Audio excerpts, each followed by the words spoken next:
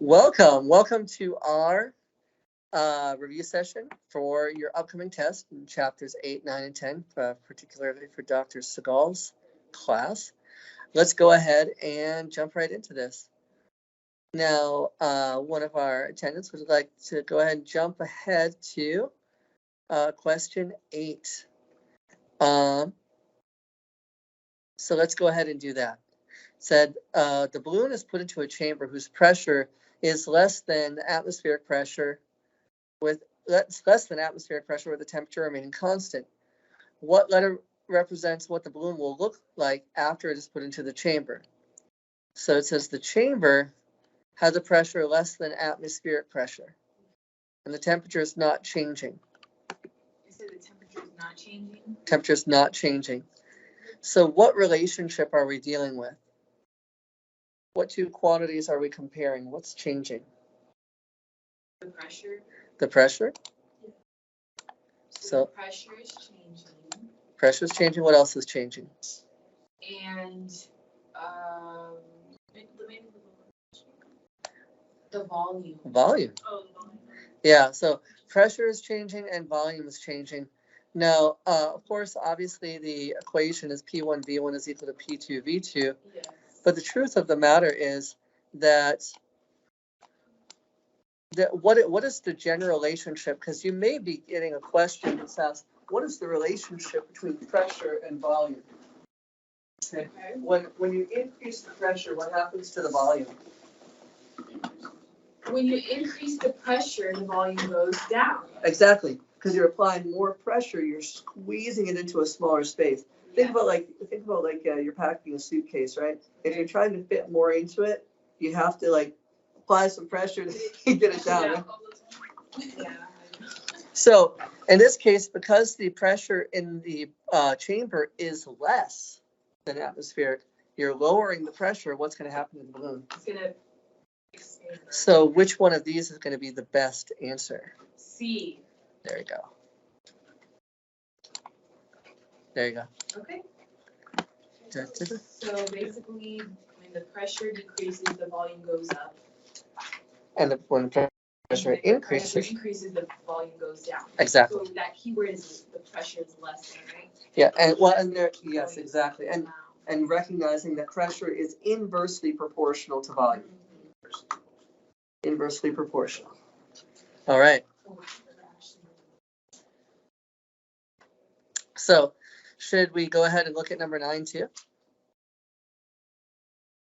Another balloon question for you. So the balloon's temperature has changed from 50 degrees Celsius to negative 150 degrees Celsius at constant pressure. What letter represents what the balloon will look like after this temperature change?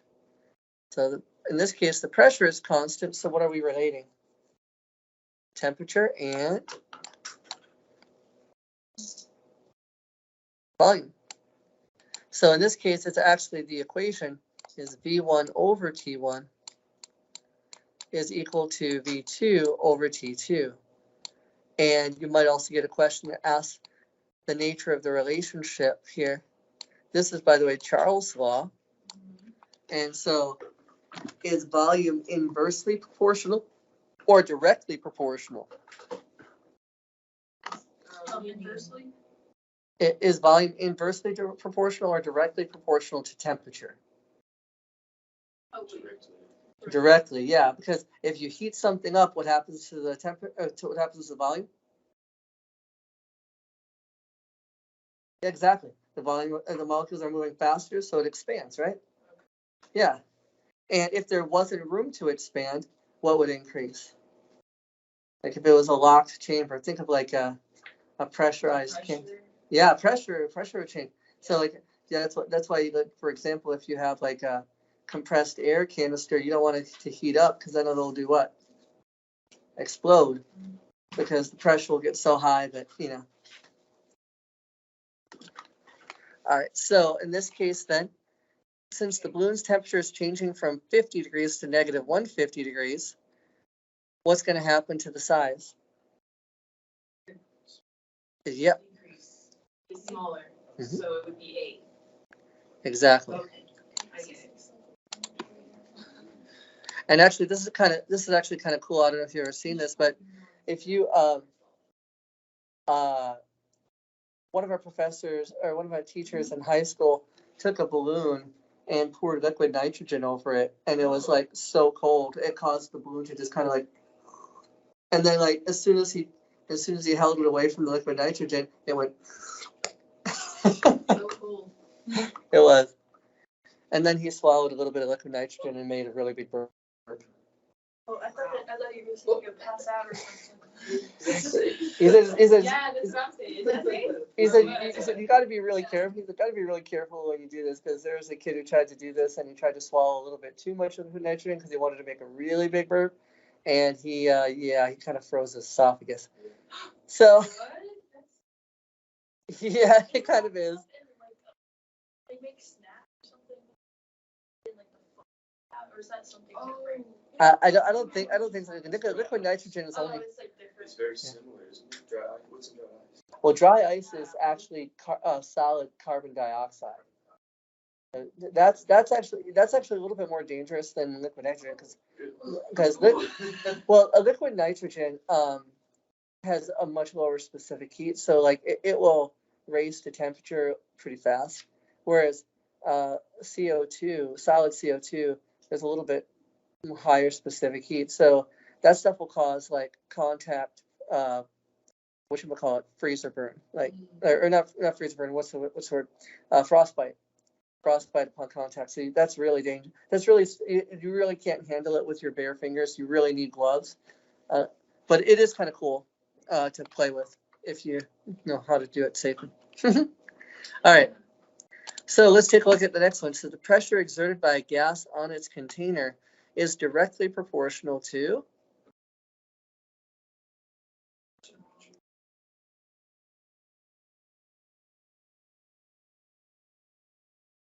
The volume of the container?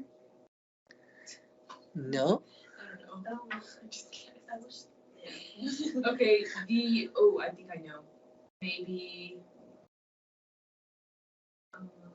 So let's look at each one of these and we'll analyze whether it's true or false, because this is a tricky one. Yeah, the pressure exerted by a container, by a gas on its container, is directly proportional to the mass of the individual gas particles. Does the mass of the individual gas particles affect the pressure? I don't think so. No, it doesn't. In fact, that's actually one of the parts of Avogadro's law, is that it's the number of moles that determines, like, has the effect on pressure and volume. So basically, it doesn't matter what the mass is. 1 mole of a substance, regardless of how heavy or light it is going to give you the same amount of volume. And conversely, it'll have a similar effect on pressure. All right, so what about the number of molecules of gas in a sample? Would the pressure? Yeah, that would actually be yes. So the answer is actually B. But let's look and see, because that would actually be that particular thing. That's Avogadro's law. That Avogadro law. I got counted off for spelling that wrong. You said avocado, didn't you? Something like that. Yeah. Avogadro's law. So basically, the number of molecules in gas sample is directly proportional to the pressure. It's also directly proportional to the volume. And actually, Avogadro's law is technically about the volume, but the pressure is related in there as well. What's the problem with C? Why isn't C correct?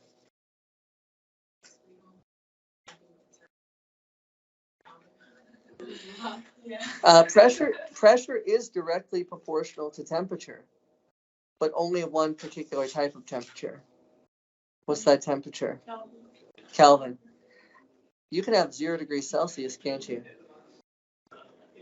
Yeah, and you can also have -degrees Celsius, can't you? Therefore, the pressure can't be proportional to that, because if you threw in the negatives or you threw in the 0, that would just throw everything off, right? So it actually has to be absolute temperature, Kelvin scale. And that's why C and D are both wrong. What about E, the volume of the container? What's the relationship between pressure and volume? Boyle's law, and is that an inverse relationship or a direct relationship? It's inverse. It's inverse. As one goes up, the other goes down. So that would not be directly proportional. Okay. Yeah. All right. Now, barometer is a device for measuring pressure, and specifically atmospheric pressure. Okay.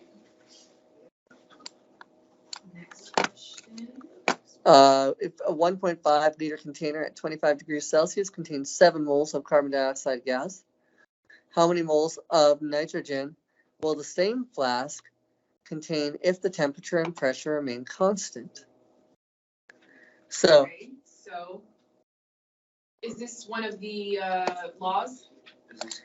it is, and actually there's what it might be referred to as a master law here, the combined gas law. Oh, it's the combined gas law. Well, this is actually not, but you can use the combined gas law So then because the combined gas law contains all the other gas laws in it.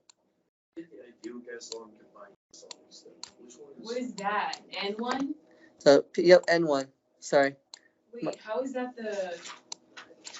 It's amount, like numbers. This is the ultimate form of the combined gas law.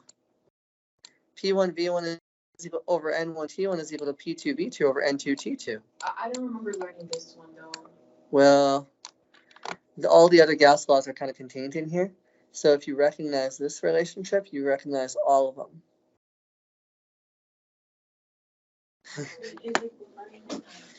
So this is the combined gas law. Now sometimes they will not include the N1 and the N2. Sometimes it'll just be P1V1 over T1 is equal to P2 V2 over T2. But adding the N in there actually gives you all of the gas laws, all of the gas law relationships. But can we solve this problem with T1 and T2 only without the N1 and N2? No. Oh, okay. That's what I did. No, it's okay. So basically here, the thing you have to keep in mind is that there's a couple of things that remain constant. Pressure and temperature remain constant. And if pressure and temperature remain constant, that means I can cancel them out. Because it says pressure, temperature remain constant. And if I cancel those out, so bye-bye pressure, bye-bye temperature, bye-bye pressure, and bye-bye temperature. Now I have Avogadro's law. I have V1 over N1 is equal to V2 over N2. So then all I have to do is go ahead and what I would recommend, honestly, is I don't like to deal with fractions. I'm assuming most of y'all don't as well. So I would go ahead and cross multiply. So you cross multiply, and that gives you V1 times N2 is equal to V2 times N1. Oh, you can just bring this one in. All right, so now here's the deal. What you really ought to list out your variables here, and actually just because, and I apologize for not doing this sooner. Mouse settings. I'm trying to draw here, and it is a little bit challenging because my cursor speed is too fast. So I'm gonna slow this down so I can draw more effectively. Okay, here we go. So V1, N1, V2. Let's zoom in a little bit so we can see this a little better. Yeah, that's what I'm talking about. 2, N2. Okay. So what's V1 here? 1.5 liters. Sure. 1.5 liters. Okay. And what's N1? N1 is gonna be 1 ATM. I mean, no, sorry, 7. 7 moles. 0 moles. Okay. Sorry. And what's V2? V2 is unknown, I think. No? Wait. Isn't the same? I thought it's Same size.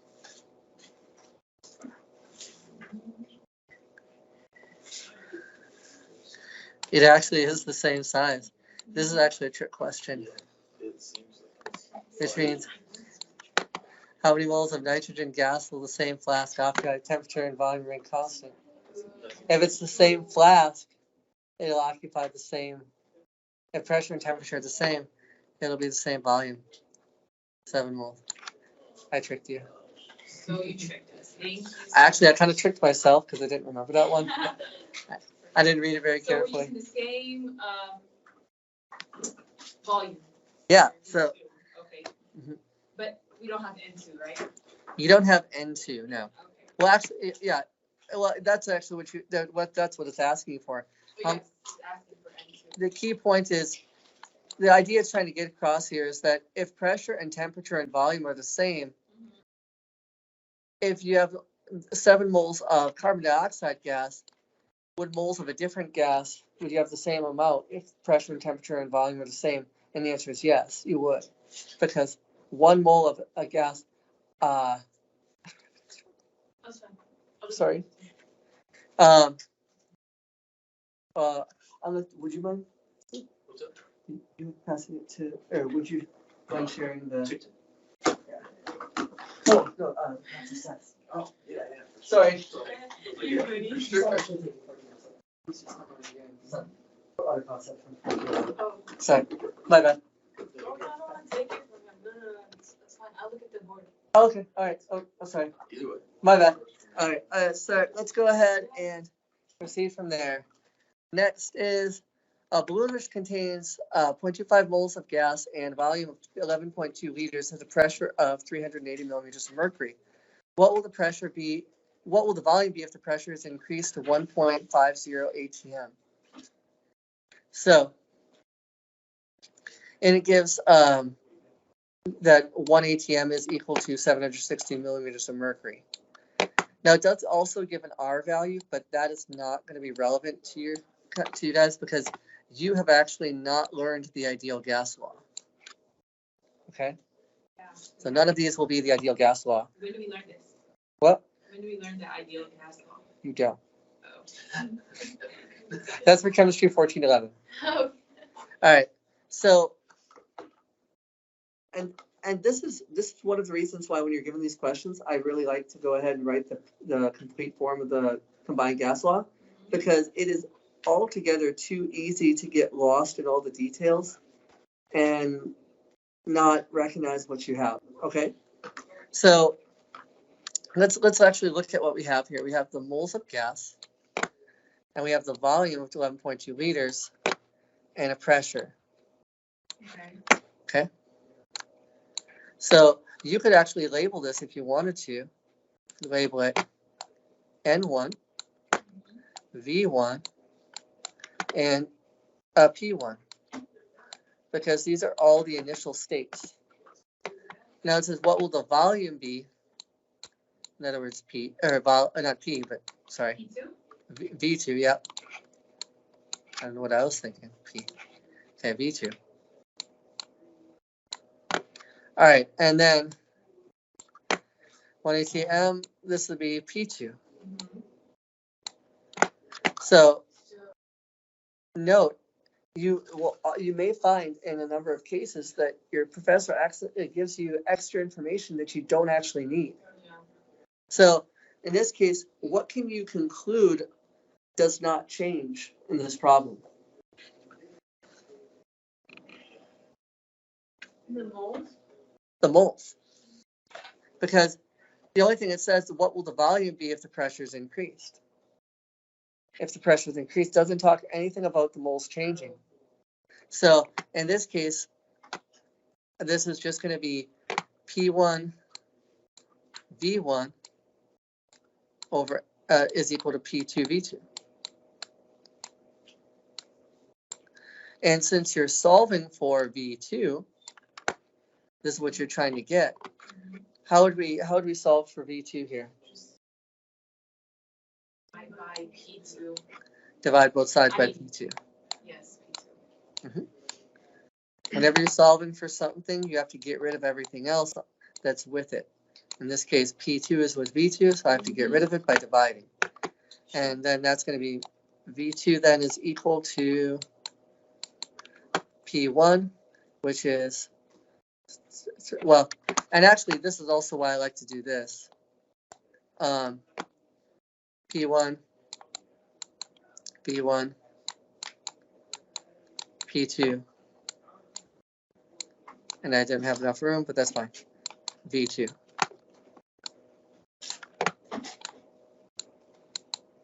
That's what I'm looking for. Because if you look at this, you recognize that the pressures are not in the same unit. And if they're not in the same unit, then you can't do the calculation. So you have to make sure that when you're doing these problems, the pressure units and the volume units have to match. So in this case, we can assume the volume units do match because it's liters up here and your answers are in liters. So that's great, no problem there. But our pressure units are millimeters of mercury here and 1.5 ATM here. Can we just change 1.5? You can change either one. Okay. It doesn't matter which. That's Although in this case, because I've not left myself enough room for P2, I'm going to go ahead and just do P1. okay. I'll do the conversion factor. Unfortunately, in this case, it gives me the relationship between ATM and 760 millimeters of mercury. But I don't know if your professor is going to give you that. So No. yeah, maybe No, something you not need to true. memorize. 1 ATM, 760 millimeters of mercury. I just multiply the top and divide by the bottom, and that's going to give me 0.500.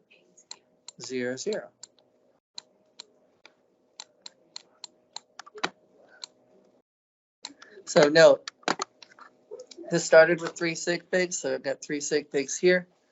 Make sure you keep track of your significant figures. Okay, so now I'm ready to go. I'm going to change my color to cordon off this area. Okay, back to blue. Okay, is that blue? I don't know if it is. All right, so 0.500 ATM times 11.2 liters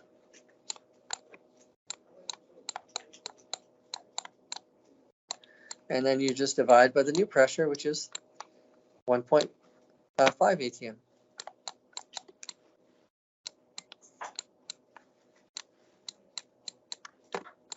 Or is it 0.5? What? Wouldn't it be 0.5 ATM? No, because remember, it's P1 times V1 over P2. P1 is 0.5. Oh, never mind. Yeah. And that's actually one of the reasons why I recommend listing out your variables, because it's really, really easy to start swapping things around if you're not careful. That's true. So, what do we get? 8. 3.73 liters. There you go. All right. Well done. Any questions? By the way, if you're with us online, feel free to unmute yourself and ask questions as well. If you have any questions over what we're going over or anything like that. Or if you want us to cover a particular question.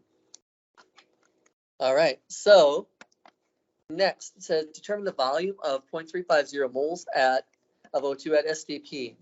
So you will probably be expected to know this molar volume. At SDP, 1 mole of any gas is how many liters? 22.4 liters. Yep, 22.4 liters. Actually, I'm gonna move this over here so it's not as obnoxious. Okay. So then I can use this as a conversion factor. So all I have to do with these molar volume problems is start with my 0.350 or start with whatever moles I have, or it may give you the liters and ask you to solve for how many moles it would be. Because you can go either way. In this case, it's 0.350 moles of O2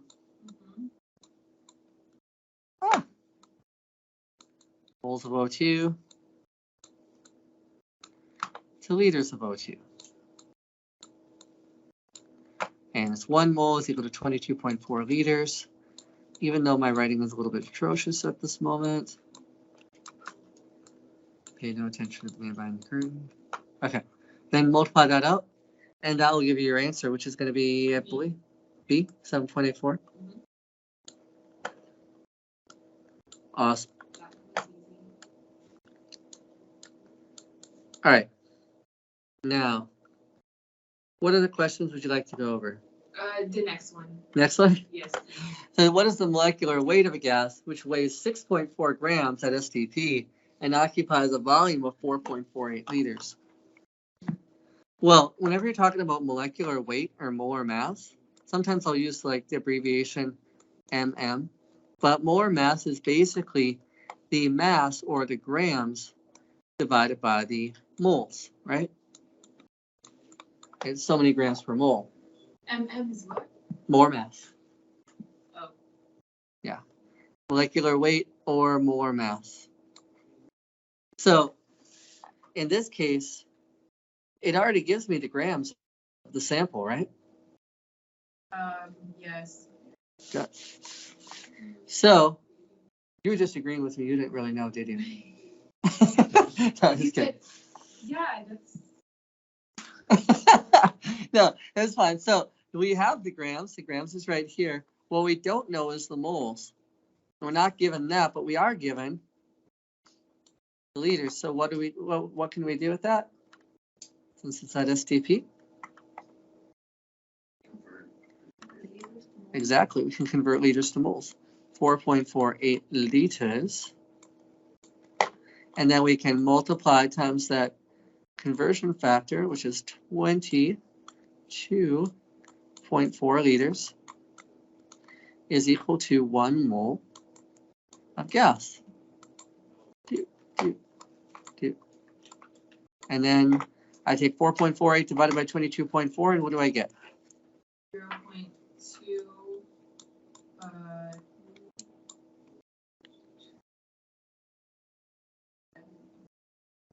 217. Is that what you get? Oh, I don't know. 0.2. 0.2. Okay. So 0.200, I guess. Yeah. Okay. I'm trusting you guys here. Well, 4.48. All right. So then all I have to do is take my grams that I'm given, the 6.40, and divide by the moles that I calculated, 0.200.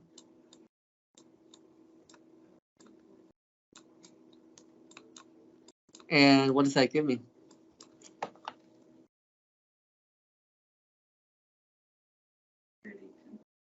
32. And this is actually one of the ways that we can actually discover, or at least be on the road to discovering, the identity of an unknown gas. You can actually figure out its weight and its volume, and based on that, get its molar mass. In this case, the gas is probably oxygen, but it could be something else that has 32 grams per mole. All right, next. Says a gas sample has 4 grams of CH4 and 2.0 grams of HE. What is the volume of the sample at STP? So honestly, I don't think that you would get something this complicated on your test. And since we've already done a couple of those STP, probably skip that one. Just so you know, if you wanted to know how to solve that, you would just convert each of those to moles, add up the moles, and then convert it to liters. So, all right. What about this one? This is an interesting one. An anesthesiologist administers a gas at 20 degrees Celsius to a patient whose body is 37 degrees Celsius. What is the change in the volume of a 1.2 liter sample of gas as it goes from room temperature to body temperature. So what variables are we relating here?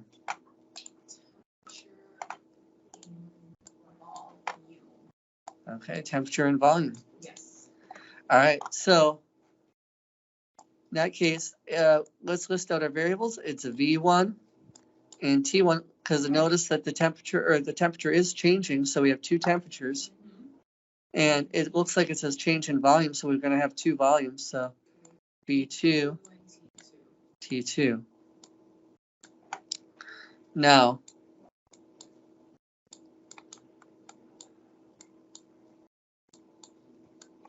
what's the initial temperature? What's the initial volume, rather?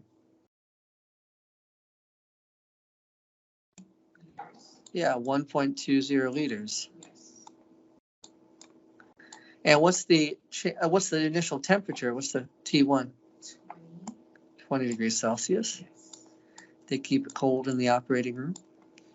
And what is the volume? Unknown. Okay. And what's the final temperature? 37. 37. All right. So here's the deal. We have to add those, right? This is Charles' law. V1 over T1, right, is equal to V2 over T2.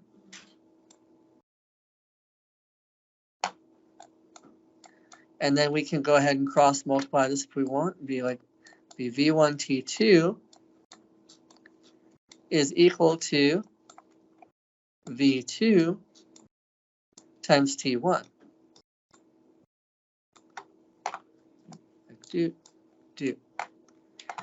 Now we're solving for V2, so what do we have to do to solve for V2?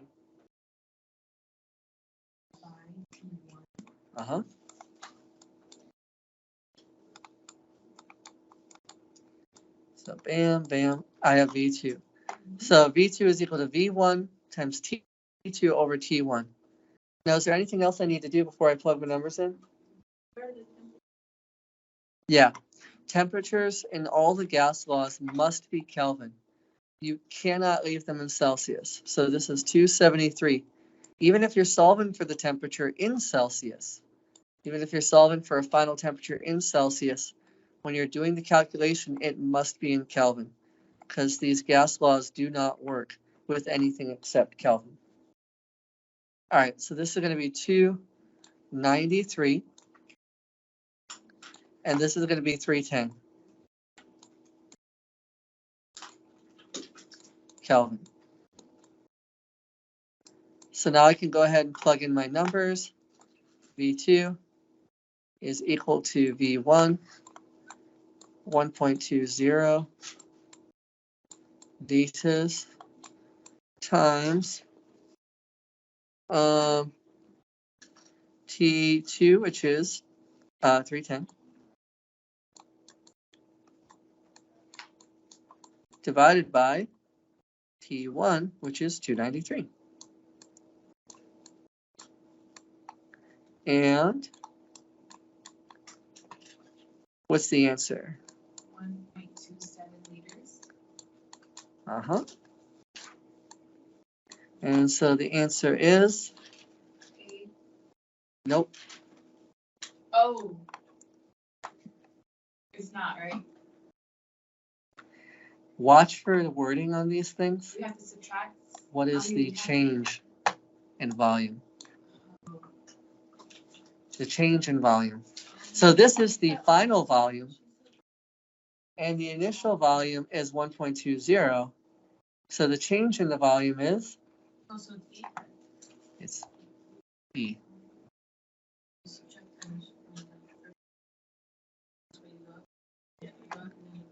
So subtract 1.27. Yeah.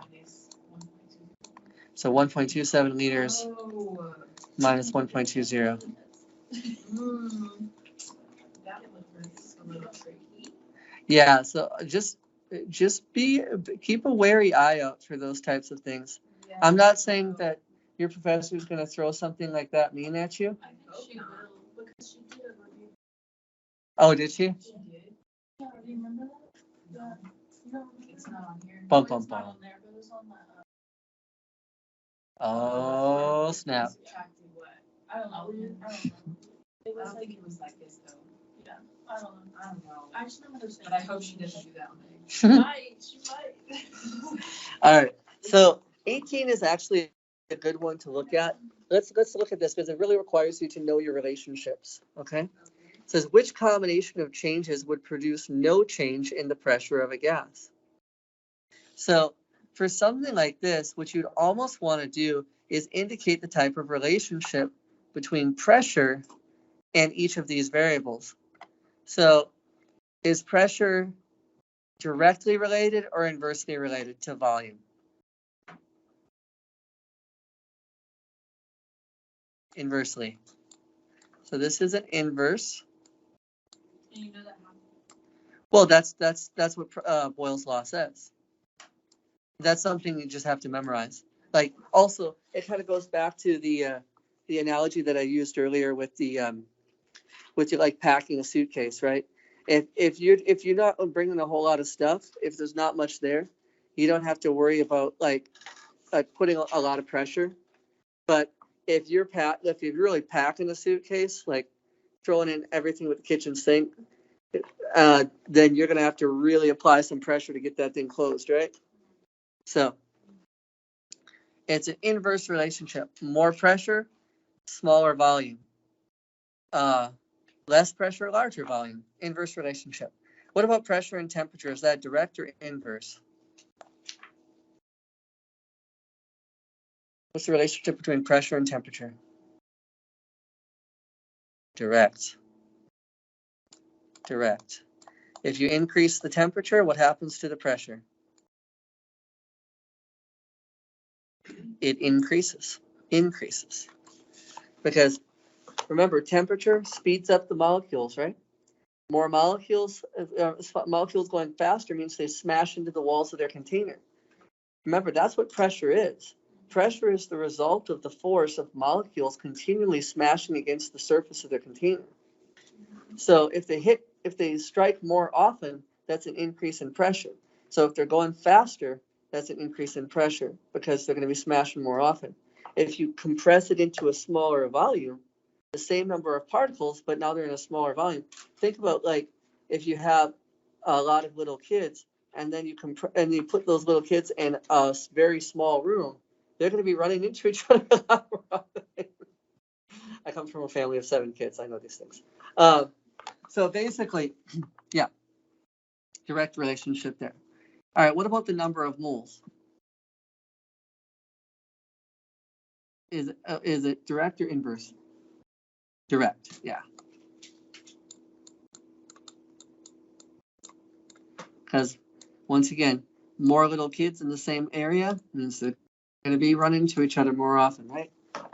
And if you have to watch them, then that's an increase in pressure on you, right? All right. So no, not a perfect analogy. It kind of works though. All right. So here we go. It says we double the volume. What does that do to the pressure? It halves it, right? And then you halve the moles. That's a direct relation. So that halves it again. So which one would result in no change in the pressure of the gas? So look at these 5.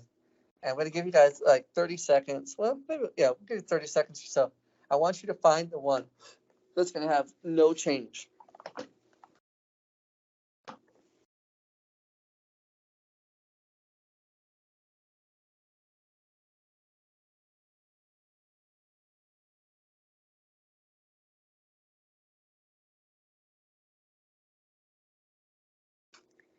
Once you have an answer, go ahead and raise your hand.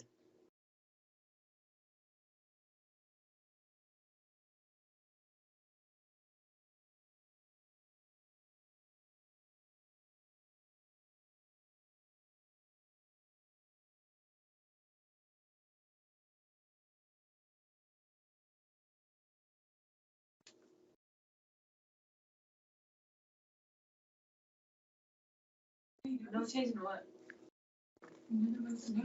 No, so no, it says which one of the following combinations of changes would produce no change in the pressure of the gas?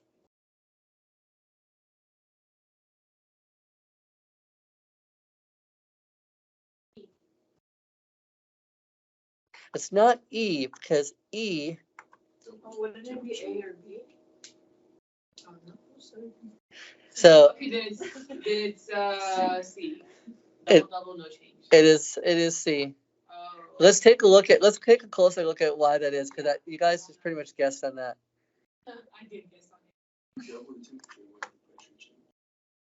Well, if you double the temperature, but you also double the volume. So yeah, so doubling the volume would cut the pressure in half, but doubling the temperature would double the pressure. So they have opposite effects because they have opposite relationships, inverse and direct. Does that make sense? If you went like individually, none of them would work, but that's just like. Yeah. Now, another way you could also do this is, well, I don't want to show that way because that'd be complicated, but it's algebraic. But you should be able to recognize in this case, if actually I will show it. If pressure is constant, then basically remember that like P1, V1 over N1, T1. N1, T1, sorry, T1, not T4, okay, is equal to P2, V2, N2, T2, right? But saying which one would give you a constant pressure? Well, what am I doing? Okay. Which one, if it gives you a constant pressure, then that means you could ignore the pressure and just look at the relationship between the others. So in which of these cases would V1 N1 over V1 over N1 T1 equal V2 over N2 T2? So V1 over N1 T1. So let's look at this. If in this first one, if I double the volume and halve the number of moles, so 2 times the volume, all right, and then halve the number of moles, so 1/2 N.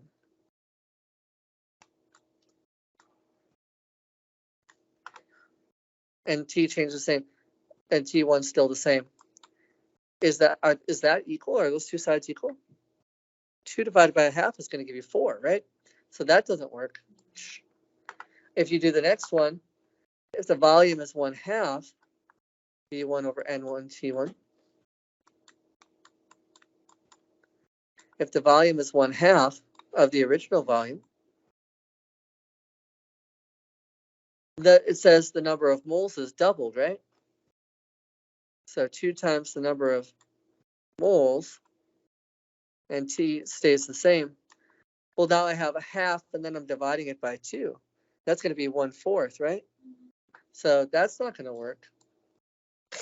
And then I can look at the third one and be like, okay, well, V1 N1 T1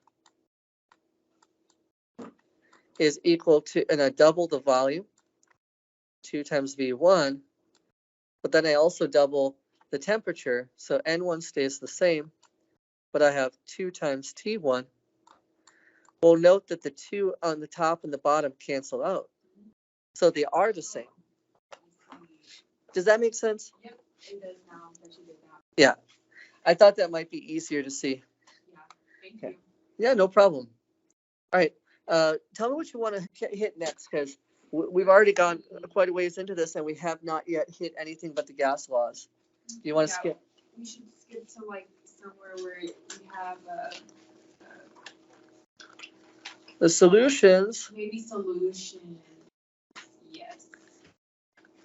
And partial pressure is pretty easy, so I think you can do partial pressure. Okay. But solutions, okay.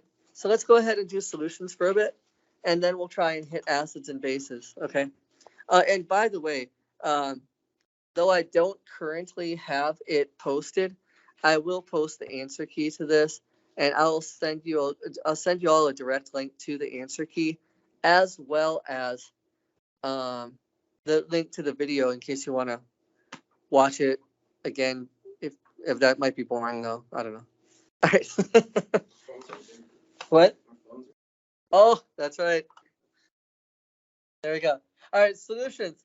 Indicate which of the following properties is not characteristic of a solution. Which one? So, Are solutions uniform and homogeneous? yes. Yes. Actually, the definition of a solution is a homogeneous mixture. Yeah. Homogeneous or homogeneous, it doesn't matter. Okay. Potato, potato, right? Right. You're funny. So cannot separate with filter paper. Can you separate a solution with filter paper? No. No. You really can only do that with a suspension. Solution may be cloudy at times. Is that true?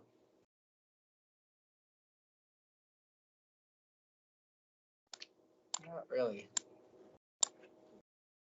So a solution, okay, so keep in mind, for something to be completely evenly mixed, Okay. cloudy represents the presence of particulate matter kind of suspended. And so if you have a cloudy solution, that typically means that there's something suspended in there. So either a suspension or a colloid. Yeah. In fact, actually, that's one of the characteristics of a colloid is that it will scatter light. Colloid will scatter light, and that's what a cloudy solution does. Or not a cloudy solution, but cloudy, yeah. So components do not separate upon standing. Is that true? Yeah. So this is tricky because it says which of the following is not characteristic of solutions, and it gives 3 of them, and then it also says all are properties of solutions. So the answer is C. That one's kind of evil. All right. Now the solubility of a solid solute in water will not depend on what factor?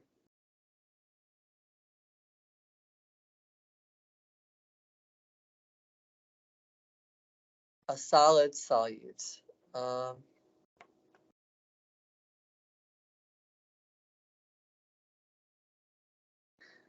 Yeah. Pressure.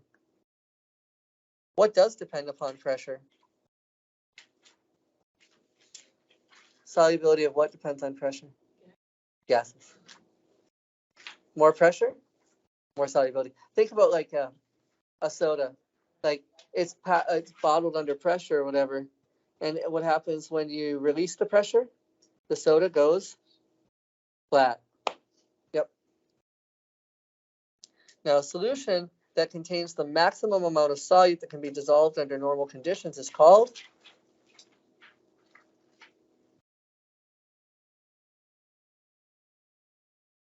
saturated. I think this is something you have to know. Yeah, for sure. Saturated solution. Did you? I'm sorry? Doesn't saturated general mean fully absorbed? Saturated refers to, like, generally speaking, as a word, saturated typically refers to having as much as can possibly be held. So in terms of like, if you were out in the rain, be like, oh man, I'm saturated. Be like, you have as much water as you can possibly hold in your clothes. And if you have, if you were talking about like saturated fats, well, saturated fats have as much carbon hydrogen bonds as they possibly can. That's going to become important next chapter. And it is totally is. Trust me, it's coming. But a saturated solution is one that has as much solute as can possibly be dissolved. And if it has less than the maximum, it is unsaturated. Now, what substance below is a non-electrolyte? Have you talked about electrolytes? We did. Okay. I haven't really went over it too much though. I think the same one. Exactly. Sugar is a non-electrolyte. Vinegar is an acid. Yeah, vinegar is an acid, and all acids, even weak acids, will separate to some degree and be somewhat of an electrolyte. Whereas potassium iodide, any ionic compound, is going to be a strong electrolyte as long as it dissolves in water. And NH4Cl, this is an ionic compound, it'll dissolve in water. So the only one that would not even though they all dissolve in water, the only one that would not break apart into separate ions is sugar. You can dissolve sugar in water, but the sugar molecules still stay together. There's actually a cool video on the website of this.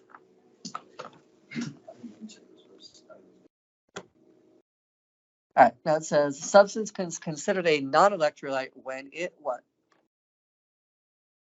Does not separate into ions in water. Yep, exactly. Very good. There you go. All right. Which compound below is a strong electrolyte?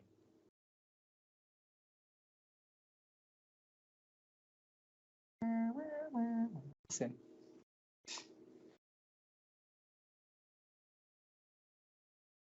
All right, your strong electrolytes are they are not any acids. Strong electrolytes are your strong acids and soluble ionic compounds. Now, if you were in chemistry 1411, you would have to know which of these or which ionic compounds are soluble and insoluble. But for 1406, you don't really deal with that too much. So it's sufficient to know that a strong electrolyte is either a strong acid or a soluble ionic compound. Do you know your strong acids? You have to have them memorized. Do you have them memorized? All right, let's list them out. Is it D? Yeah, the answer here is D. I'm going to go ahead and list. I think I have.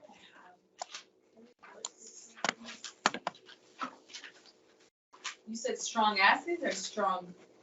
Strong acids. You have to have your strong acids memorized. So I'm going to go ahead and tell you what your strong acids are. Okay, go ahead. All right.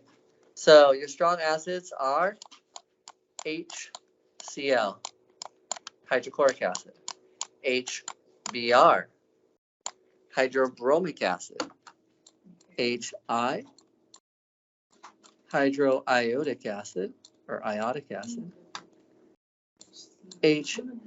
HNO3, otherwise known as nitric acid, HClO3,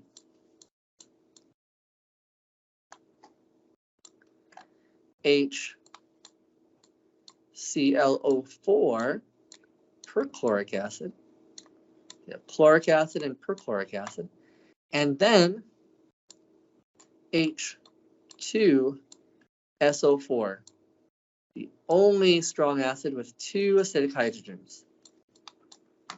So these are your strong acids. Know them well. You especially need to know it for the acids and bases chapter. And there's several reasons you need to know it for 1411. All right, so we good to go? All right.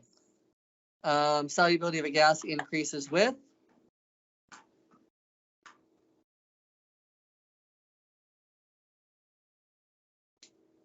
what? Solubility of a gas increases with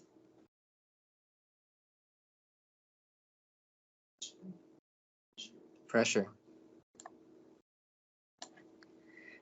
Now, what is the relationship of temperature in a gas solubility? Yeah. So with solids and gas temperature, solid solutes increase their solubility with temperature, but gas decrease with solubility. And you can think once again about soda. What soda tends to be more fizzy? Cold soda or hot soda or warm soda? Cold soda. Yeah. That's because it can dissolve more bubbles. That's why it's easier to carry hot soda. What? Whenever you're like with hot soda, you're like open one up, it's easier to drink. It's easier to drink because it's not as acidic. Yeah. Oh, really? It's not. I thought it was carbonation. Yeah. Well, see, that's what you have to understand. Dissolved carbon dioxide is carbonic acid. So, like when you're drinking acid when you drink soda. Yeah, that's what. And yeah, exactly. If you have flat soda, it doesn't burn when it goes down, but if you have carbonated soda, it burns when it goes down. You know what I'm talking about? Yeah. So that's why. It's because you're drinking acid. Good on you. Just kidding. All right. So, you tell me, what do you want to skip to? We can move to some calculations of concentration. You want to do that? Yes, please. All right. Let's skip to calculation of concentration. Okay. It says the concentration of sodium chloride in blood serum is 0.14 molar. What volume of blood serum contains 4 grams of NaCl? So here's the deal. Whenever you're given a concentration, you can use it as a conversion factor. And one of the first things I recommend to students to do is turn it into its conversion factor form. Molarity means moles per what? Per liter. Yeah, exactly. So 0.14 molar is 0.14 moles over 1 liter. So I'm going to go ahead and start with my 4.0 grams of NaCl. 4.0 grams of NaCl. Da, da, da, da, da. Yay. Okay. And what is the first thing I'm probably going to have to do with this NaCl? Find more mass, convert it to moles. So the grams of NaCl has to come down here. Whatever unit was on the top previously has to come down. Remember, that's that pattern of conversion factors. And then I'm going to go to moles on the top. NaCl. 58.44. 58.44, that is the molar mass of sodium chloride. You get that from the periodic table. The mass of sodium on the periodic table is 22.99, and chlorine is 35.45. Add them up, and that will give you 58.44. So now I have the moles, but I'm looking for the volume. And in this case, it actually looks like it's giving me volume in milliliters. So I'm going to eventually have to get to milliliters. But for now, I'm going to use my conversion factor. What unit's going to go on the bottom now?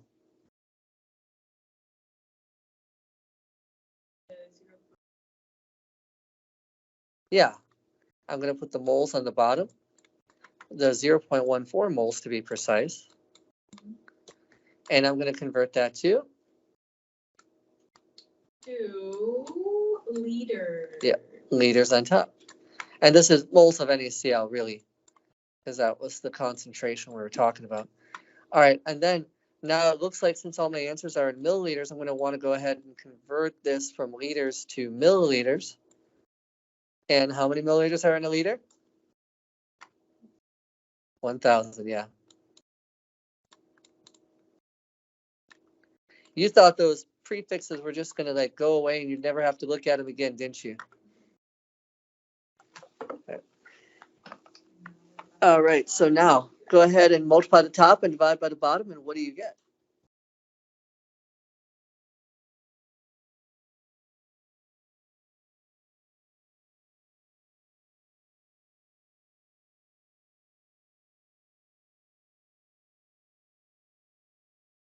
A 490 milliliters.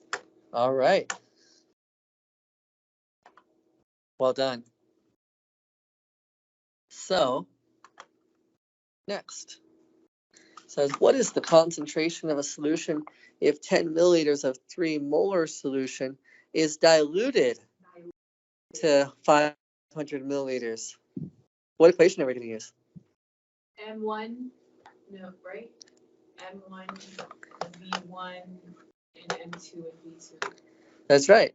So in this case, I mean, technically speaking, you could use molarity as a conversion factor, but that's a hard way. Anytime it says diluted, that means you're probably going to use the equation, the generic equation C1V1 is equal to C2V2, because it doesn't have to be molarity. It can really be any concentration. But in this case, our concentration is in molarity.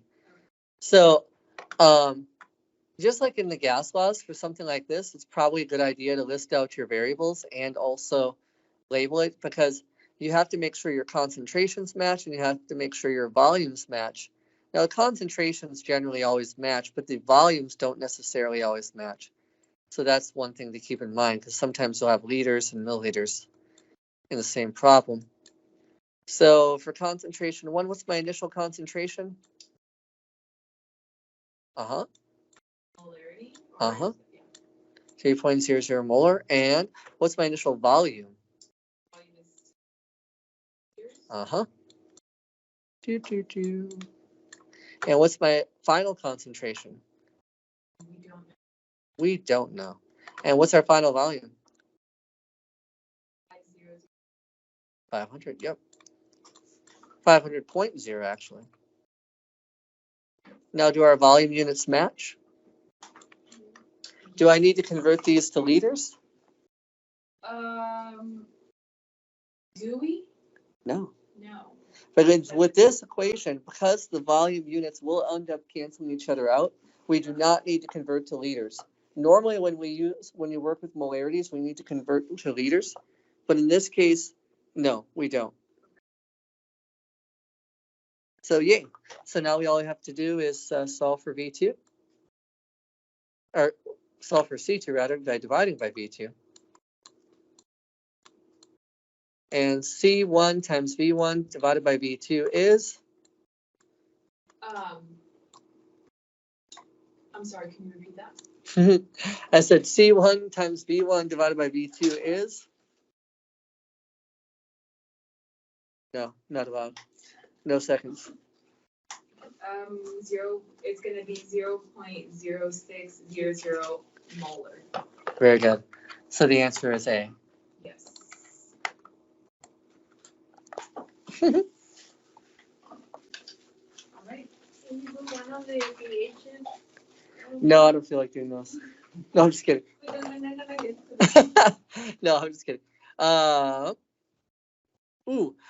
Before we do with some of the pH ones, let's go ahead. Let me just do one of these because I know this is going to be one that is going to come up and I want you to be prepared. Okay. Because what is the concentration of mass percent of a solution prepared by dissolving 50 grams of NaCl in 150 grams of water? So how would I do this? So we know that for mass we have grams over. Grams of what? Grams of solute. Grams of solute, and my solute in this case is? Is gonna be the NaCl. NaCl, yep, Yeah. sodium chloride. So that's going to be on top, the grams of solute, and that's divided by what? That's divided by the grams of solution. Grams of solution. And so what's my grams of solution here? It's gonna be those two added together. Oh, very good. So the temptation is to just go, oh, Yeah. 150 grams, go put that on bottom. But the water is not your solution. The entire thing is your solution. Added together. So watch the wording, because if it says 150 grams of solution, you put 150 grams on the bottom. But if it says 150 grams of water, you have to add them up. Okay. For the mass conversion ones, this is something that can be tricky. So you just got to make sure that you look very carefully at the wording, lest you fall into a trap.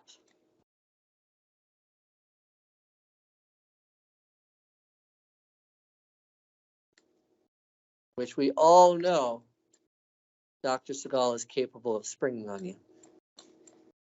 No, just kidding. Maybe. All right, so we go ahead and divide that times 100, and what do we get? 25%.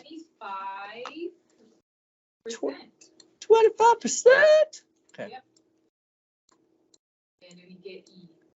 Yeah, that's what I'm talking about. You good? All right. Now, oh, what am I doing? Okay. So now, let's, we can do some more concentration problems, but somebody had a request to do some pH problems. So let's do some pH problems. My goodness, there's a lot of those. Okay. says, what is the pH of a solution with an OH minus concentration of 1 times 10 to the negative 4th? The formula first? So in this case, we have to recognize that the equation for pH is power, can sometimes be thought of as the power of hydrogen, but the equation to calculate that is the negative log of the concentration of H3O plus. Negative log of the concentration of H3O plus. I thought we're doing I thought we're not doing that. That's the pH scale, right? That's how you calculate pH. H. Now, Sorry. that's okay. Now notice it says the pH is the negative log of H3O plus. We don't have H3O plus. Yeah. So what relates OH to H3O plus? It's the KW equation. KW, which happens to be equal to 1.0 times 10 to the negative 14th, is equal to H3O plus, H3O plus concentration times OH minus concentration. Da, da, da, da, da, da. Okay. So all you have to do here is solve for the H3O plus concentration by dividing both sides by the OH minus concentration. Or, yeah.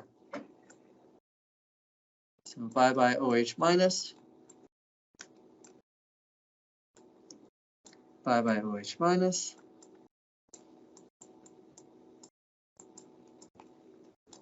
All right, and bam, bam, gone. So H3O plus is equal to 1 times 10 to the negative 14th divided by the OH minus concentration.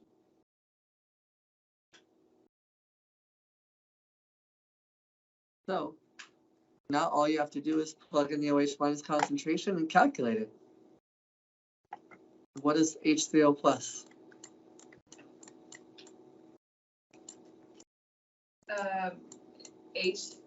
H3O plus or OH? H3O plus.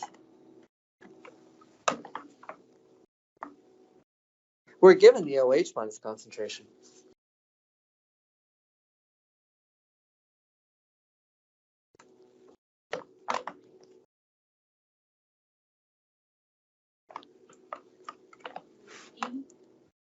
What'd you say? Well, that is the concentration of H3O plus, but that's not the answer. Oh my gosh, I'm doing a different problem. Oh my gosh. So yes, in this case, H3O plus is going to be 1 times 10 to the negative 10th, because basically you're taking 1.0 times 10 to the negative 14th divided by 1 times 10 to the negative 4th. So that's going to give you 1 times 10 to the negative 10th. You look confused. Do you need me to walk? Wait, so that would be the answer, but that's not what they're asking. That's not the answer. It's not the final answer. This is the answer to this part. Okay, yeah. So now what we have to do is we have to take our 1 times 10 to the negative 10th and pop it into this equation. Now the negative log of 1 times 10 to the negative 10th is what? 10. Now note that when it's a 1 times 10 to the something, the pH is the power of 10. Because, well, it's the flipped power of 10. It's not going to be negative 10, it'll be positive 10. But you can also put it into your calculator and just do negative log of 1 times 10 to the negative 10th, and it will come out as 10. Essentially, the log of 10 to the negative 10th is negative 10, but the negative in front of log will flip it to a positive. So the answer is A. Cool? Now, what about if you have to go backwards? It gives it a pH, and you have to solve for the H3O plus. So how's your logarithmic algebra? It is actually D. You probably picked that from the pattern, but yeah, basically the concentration of H3O plus,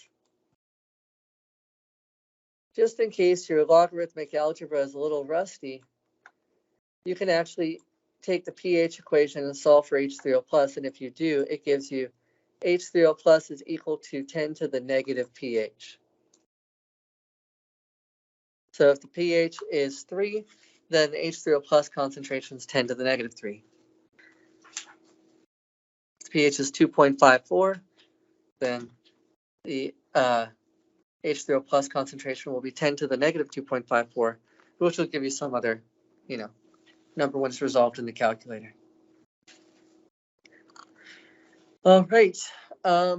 This is a good question. Which of the following correct statements correctly describes the hydronium hydroxide balance for a solution?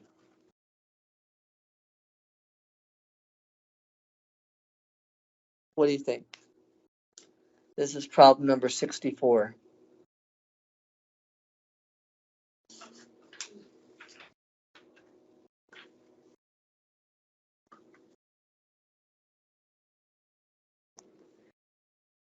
Any ideas?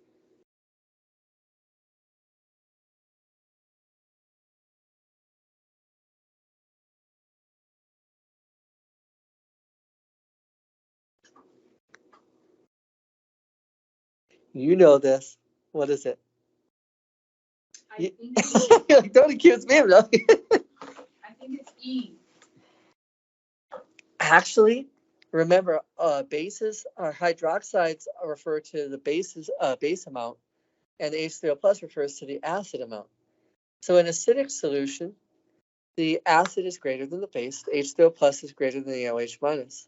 In basic solution, OH minus is greater than the H3O plus. So this is not true. If you were to correct this, if you're correct the first statement, it would be in base OH minus is greater than H3O plus. So this is wrong. They're not equal. That would be if it was in neutral solutions. And in neutral solutions, H3O plus not equal to O2 minus. That's irrelevant. So in bases, OH minus is greater than H3O plus. Your answer is D. Does that make sense? So that's something you definitely are going to need to know.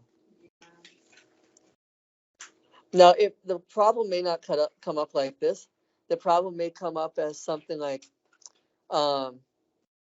is the following solution acidic, basic, or neutral? Or if a solution of the OH concentration of 1 times 10 to the negative 7, or 10 to the negative 8, is the solution acidic, basic, or neutral?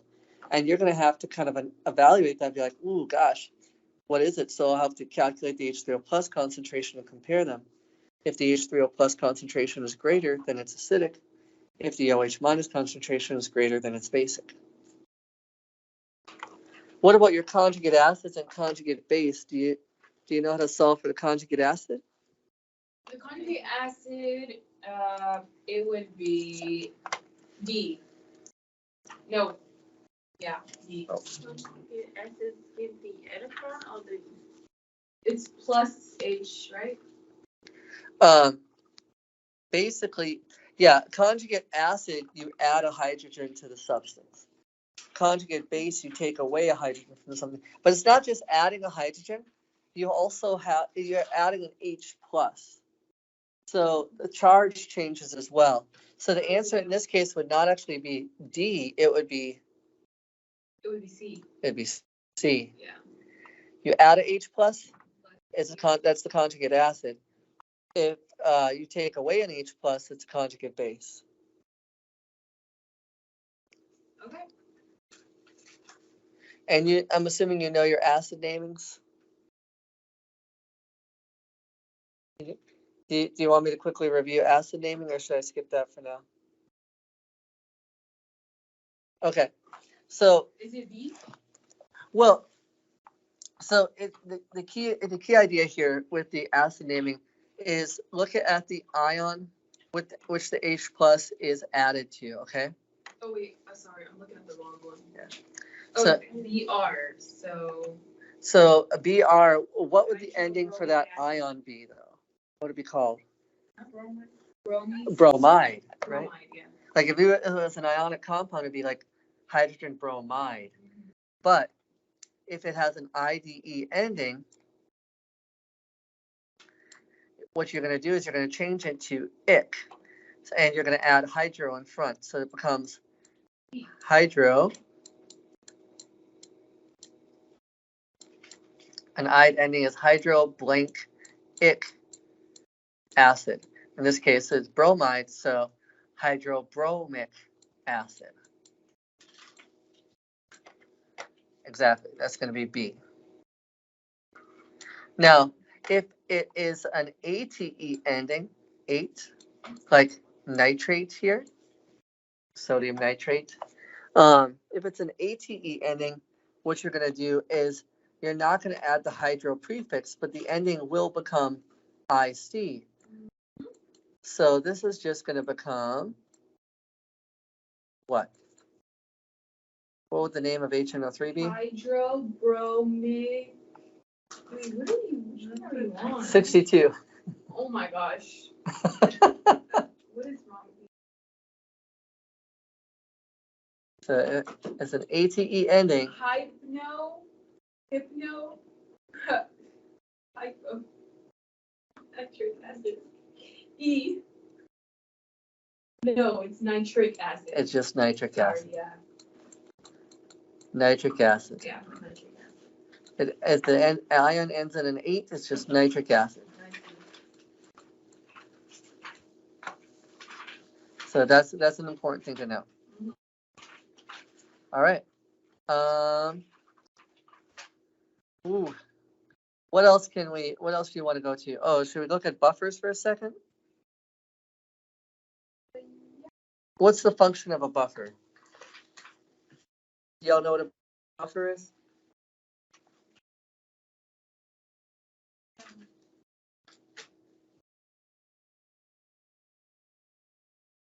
Neutralizes the solution. It doesn't neutralize the solution.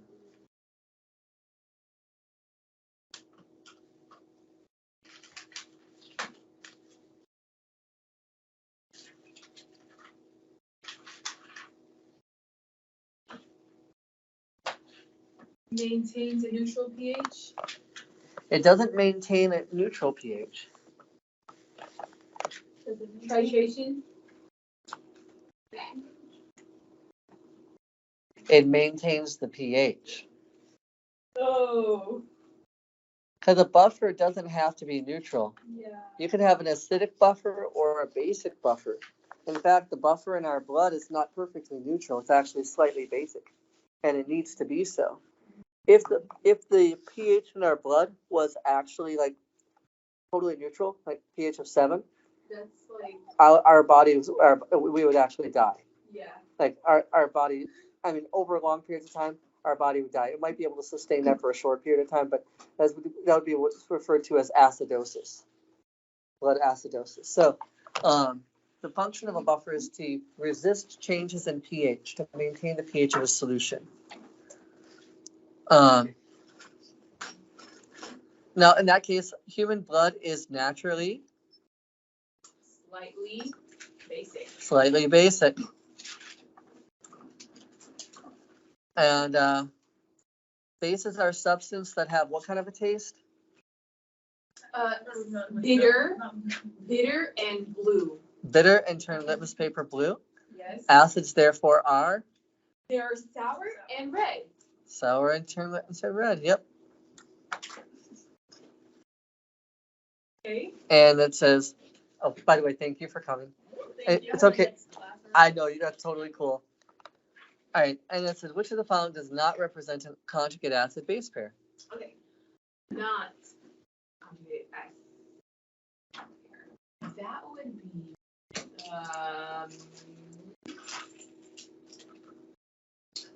would be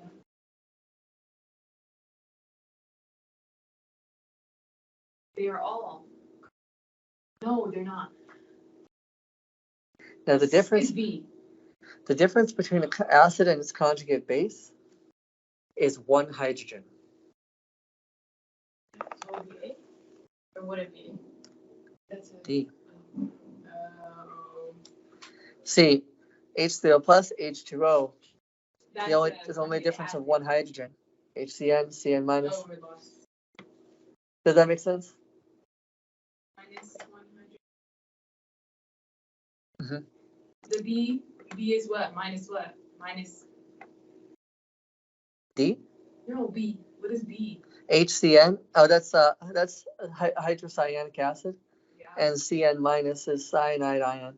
So they're basically that's an acid and its conjugate base.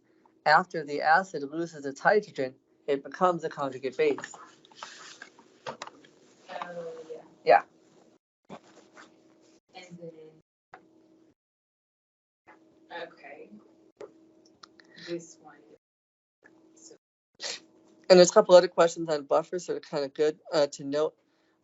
Addition of a strong acid to a solution with a pH equal to 8 causes almost no change to the pH of the solution. It stands to reason that the original solution is, does it contain a strong acid, strong base, is a buffer, taste sour, or what? Buffer. It's a buffer.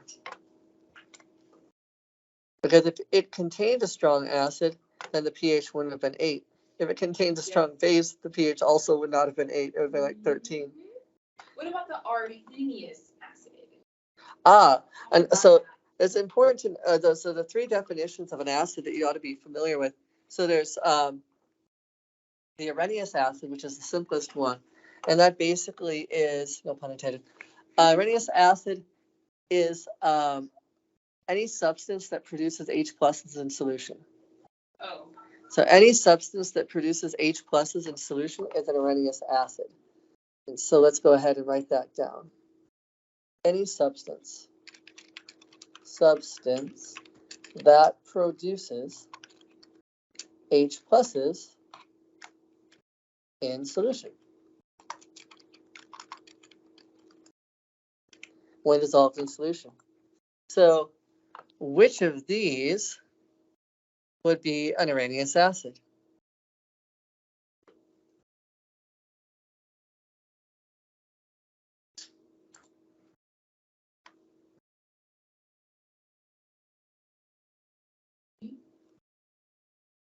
Well, C would produce H pluses in solution. What about HCl? I would too. That's a strong acid. And HNO3? Nope, strong acid. Right, you have to memorize your strong acids. Oh my gosh. It's all of them, yeah. And whenever you see a COOH, that's what's known as the carboxylic acid. You'll learn about that in a couple chapters. But basically, yeah, that last hydrogen is capable of being released. Sometimes people get fooled by the fact that there's an OH at the end. But you have to remember, it's only metal hydroxides that tend to be basic. This is a non-metal OH. What about and the 95? That's H2O, right? In a neutral. Neutralization. What chemical is always produced? Yes. Okay. Water is always produced. Okay. What about 97? What is the pH of a solution with 1 times? Same thing, right? That we're doing. Oh yeah, that's just going to be 3. That's just going to be 3, because remember when the first part of this is 1 times 10 to the something, then the pH is just going to be with the positive exponent, so it'll be 3, positive 3. Well, that's only if it's 1, right? That's only if it's 1. That is correct.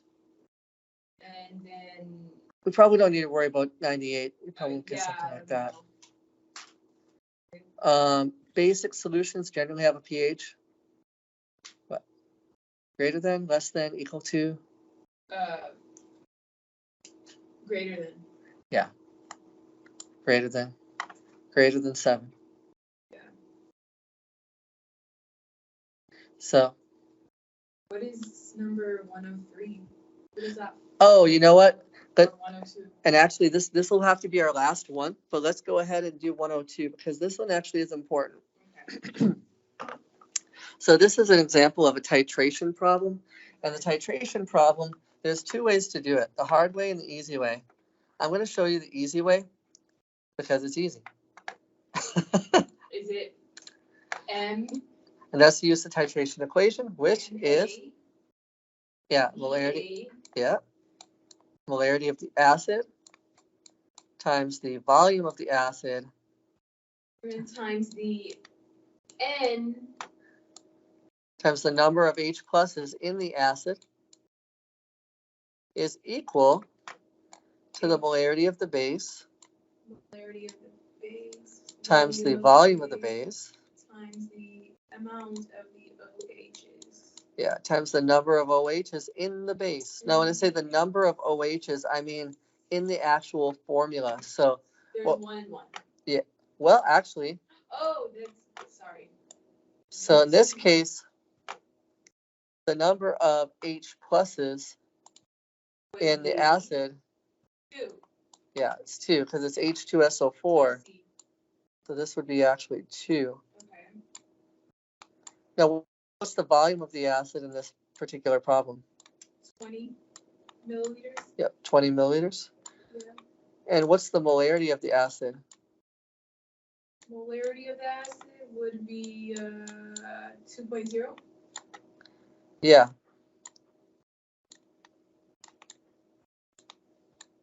What about the molarity of the base? Well, it says, what is the concentration of the base? So it looks like So that's what we're looking gonna for. be- Hmm. Volume of the base would be 10. Yep, it says a 10 milliliter solution of the base. Okay. Now the number of OH minuses in the base is what? 1. 1. Because NaOH only has 1 OH. Now we can go ahead and Yep, divide both sides by 10. why? Well, because we're solving for the molarity of the base, right? So, by 10 and 1, but we don't really need to. Yeah, well, 1 is not going to change anything, Yeah. but yeah. Now we just solve that, right? Mm-hmm. So this cancels out. I'll divide this side by 10 milliliters as well. And that will give me my answer. Yeah. Answer is 8 molar. And what was the how did we know this is a titration? Well, because it says you're adding acid to a base, or you're adding base to an acid. Anytime you're adding acid to a base or base to an acid, and it gives you amounts. I see. Probably a titration. No And thank you for coming.